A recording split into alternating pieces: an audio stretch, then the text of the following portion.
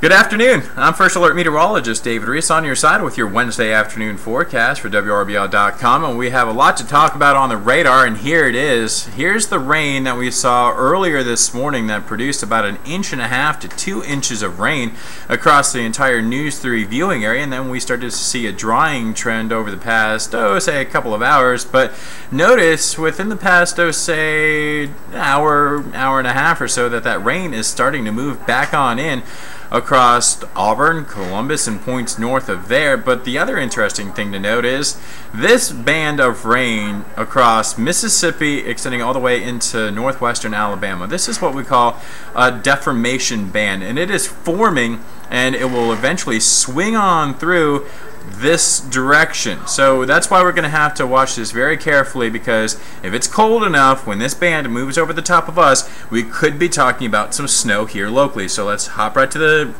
rain, ice, and snowcast. And it's done fairly well with this setup over the past couple of model runs, so I'm going to trust it a little bit more here for Wednesday afternoon around 5, 6 o'clock, keeping the freezing line mainly north of Columbus and Auburn. So basically from a Talbotton up to Hamilton over to, say, a 5 or Lafayette and line and points north of there.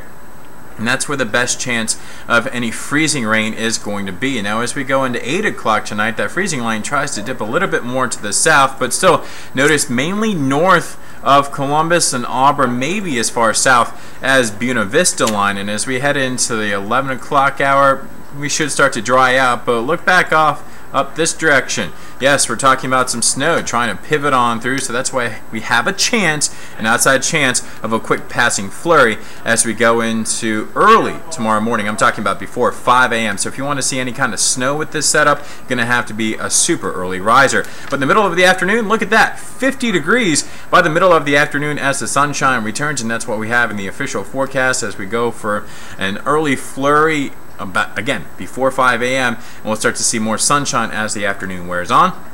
For your Friday, we'll be near 60 with a beautiful afternoon for your Valentine's Day, and then a chance of rain after 10 o'clock tomorrow night, extending all the way into your Saturday morning.